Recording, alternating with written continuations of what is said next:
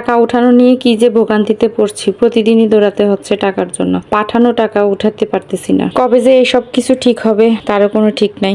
আসসালামু আলাইকুম ভিউয়ার্স, সবাই কেমন আছেন? আশা করি সবাই ভালো আছেন। সকাল সকাল উঠে একটু ভাজির জন্য আলু কেটে নিছি কুচি কুচি করে, তার সাথে গাজর নিয়ে নিছি, ভাজি করব আর রুটি করব। একটু তাড়াতাড়ি করতেছি, বাচ্চারাও চলে যাবে। বড়টা চলে গেছে ভার্সিটিতে, ছোটটা চলে যাবে স্কুলে। তো ওদের জন্য রুটি, পরোটা, ভাজি এগুলো করে নিচ্ছি আর নিজেরাও খাবো। নিজেরা বলতে আব্বু আছে বাসায়, আব্বুকে ডেকে আনছি। একটু সমনি যাব, টাকা উঠাতে হবে, সেজন্য বাসায় বাজার টাজার একেবারে সবকিছু শেষ। আমরা তো মাসের বাজার মাসে করি, প্রতি মাসে টাকা আসলে বাজারটা করি। তো মাস তো শেষ হয়ে গেছে আরো আগে, কিন্তু বাজার করা হয় নাই। যে যা ছিল এটা দিয়ে কোনো রকমে কয়দিন চলছি, তো সব বাজারে শেষ হয়ে গেছে। এখন ওই দিন টাকা উঠাবো, বাজার করব, কিন্তু উঠাতে পারি নাই। 2 দিন মায়ের বাসায় ছিলাম, সেজন্য আর তেমন একটা ঝামেলা হয় নাই। তো আজকে তো না উঠালে নাই, সেজন্য তাড়াহুড়া করতেছি। ভাজিটা আমি সবকিছু দিয়ে প্রতিদিনের মতো যেভাবে করি সেভাবে দিয়ে ভাজিটা বসাই দিছি। ভাজিটা অন্য চুলায় দিয়ে আমি এখানে কড়াই বসাই নিয়েছি, রুটি বানিয়ে নিব। রুটির মধ্যে একটু তেল দিয়ে একটা পরোটার মতো করে ছোট ছেলেকে দিয়ে দিছি,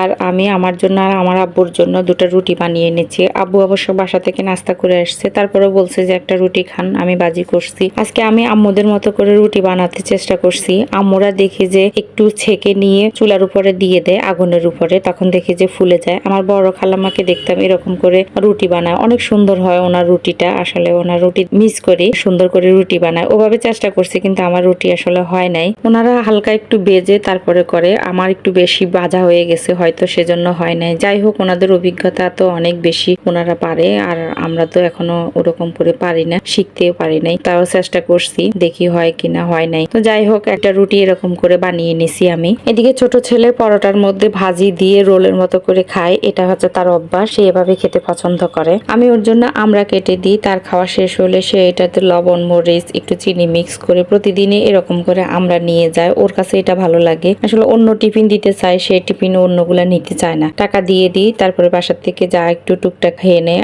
আর আমরা সবসময় ওর জন্য থাকতে হবে, এইটা ওর কাছে অনেক ভালো লাগে। তো নিজে এগুলাকে মিক্স করে নিচ্ছে, নিয়ে স্কুলে গিয়ে খাবে। ছেলেকে স্কুলে পাঠিয়ে আব্বুকে ভাজি আর রুটি দিয়ে দিছি, আর আমিও একটা রুটি আর ভাজি খেয়ে নিচ্ছি। নাস্তা করে বাকি ঘরের কিছু টুকটাক কাজকর্ম করে তারপরে বের হয়ে গেলাম আমি আর আমার আব্বু। এখন আব্বু আর আমি, এখন হচ্ছে বাবা আর মেয়ে যাব এখন টাকা তোলার জন্য সোমহনি। আসলে আগে ভিডিও করি নাই, এগুলো আসলে দেখানোর প্রয়োজন হয় নাই। এখন ভিডিও যেহেতু করি, একটু একটু করে দেখাতে হয়, না হয় ভিডিওর তো অপশন থাকে না, সেজন্য একটু একটু করে। আর আমার আব্বু আমি বাসা থেকে বের হয়ে আমরা রিক্সা নিয়ে নিছি। আর রিক্সা করে আগে প্রথমে সিএনজি স্ট্যান্ড যেতে হবে। সিএনজি স্ট্যান্ড হচ্ছে আমাদের বাসা থেকে 20 টাকার ভাড়া। নোয়াখালী সুপার মার্কেটের অপোজিটে মোহাম্মদিয়ার সামনে সিএনজি স্ট্যান্ড সুমনির, ওখানে উঠতে হয়। আসলে সুমনি যেতেও অনেক ব্যাগ পোহাতে হয়, কারণ অনেক জ্যাম জট, সুমনির মধ্যে অনেক জ্যাম থাকে।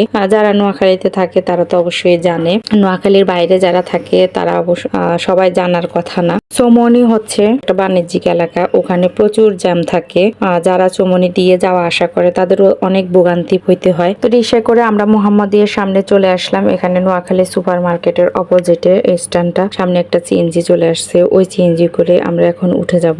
স্ট্যান্ডের সিএনজি গুলো ফুল না হলে ছাড়ে না, তো আমাদেরটা অবশ্য তাড়াতাড়ি ফুল হয়ে গেছে, সেজন্য আমরাও রওনা দিয়ে দিছি। আর বাহিরে তো প্রচন্ড রোদ, আসলে বাইরে গেলে আমি চোখে কম দেখি, সানগ্লাস পরি তার জন্য, কিন্তু মাস্কের জন্য পড়তে পারি না। মাস্ক পরলে গ্লাস পরতে পারি না, গ্লাস পরলে মাস্ক পরা যায় না, ব্যবসা হয়ে চোখটা আরো গোলা হয়ে যায়। সেজন্য তো সিএনজির মধ্যে যেহেতু আছে একটু বাতাস আছে, সেজন্য গ্লাসটা পরে নিলাম। এমনি চোখে দেখি না, তার ভিতরে রোদের জন্য আরো ঝাপসা হয়ে চোখ দিয়ে পানি পড়তেছিল, তো গ্লাসটা পরাতে একটু শান্তি লাগতেছিল। চৌমনি যাওয়ার পথে চৌরাস্তার মোড়ে, এই ট্রাফিক মোড়টা আপনাদেরকে এতটুকু একটু দেখাচ্ছিলাম। চৌমনি রাস্তাটাতে আমরা চলে আসছি। আসলে এই রাস্তাতে এখন প্রচুর জ্যাম পড়বে যেতে যেতে। যাই হোক, সিএনজি অনেক দিক দিয়ে ঘুরে এনে আমাদেরকে ব্যাংকের সামনে নামিয়ে দিয়েছে, আর আমরা রাস্তা পার হচ্ছি। আসলে আমরা কতটা রিস্কের মধ্যে এখন ভিডিওগুলো করি, আর রিস্কের মধ্যে রাস্তাটা পার হয়ে যাচ্ছি। ব্যাংকটা আগে ঠিক ছিল, এখন মনে হয় এটার কাজ চলতেছে, সেজন্য এটা একটু এলোমেলো,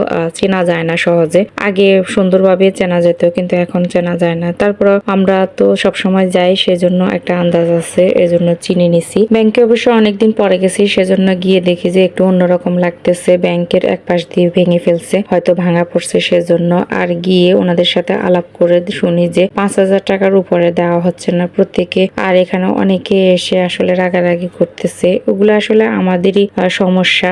আমরা টাকা রাখতেছি না কেউ, সেজন্য ওনারাও টাকা দিতে পারতেছে না। মনটা খারাপ হয়ে গেছে, এত কষ্ট করে গিয়ে শুধু 5,000 টাকা নিয়ে আসতে হয়েছে। আর এভাবে প্রতিদিন কি যাওয়া সম্ভব নাকি? তো ভিডিওটা অনেক বড় হয়ে গেছে। সবাই ভালো থাকবেন, সুস্থ থাকবেন। আজকের মতো বিদায় নিচ্ছি। আল্লাহ হাফেজ।